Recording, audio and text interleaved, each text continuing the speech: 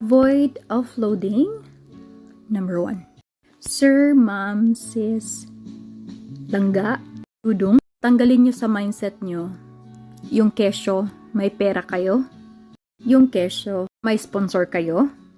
Makakalusot ka na sa immigration. Hindi mo magagamit yan. Walang point na may sponsor ka if wala kang reasons na uuwi ka ng Pinas. Again, focus on your strong ties. Strong ties, strong ties, strong ties. May work ka? Okay.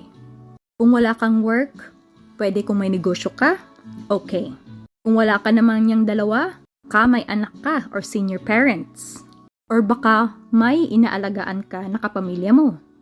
Or baka may sinusuportahan kang kapatid or parents. Baka may alaga ka palang aso.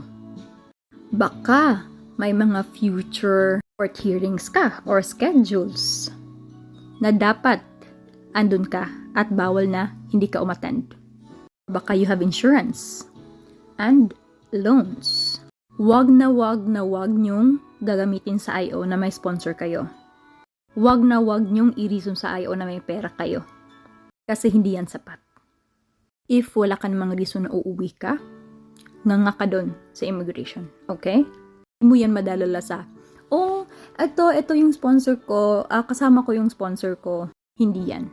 Ni wala kang papeles na uuwi ka talaga sa Pinas. Wag mong gamitin yan sa IO. Kung wala ka namang reason na uuwi ka sa Pinas. Kasi again, daming TNT. Ang dami nila. Nagkalat yan sila. Ang dami ding inaabuso. W-man, may asawa sa abroad, may jowa sa abroad. Ang dami-dami nangyayari. May madaming cases ng human trafficking.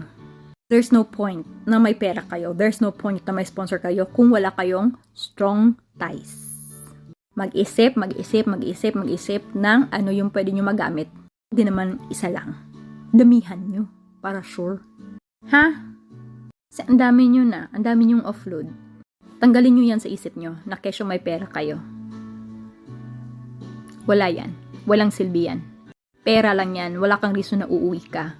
Kaya dapat mag-isip, mag-research, gawin lahat. I-prepare lahat ng papeles bago ka pumunta doon. Kasi masasayang yan. Kahit ipon mo pa yan.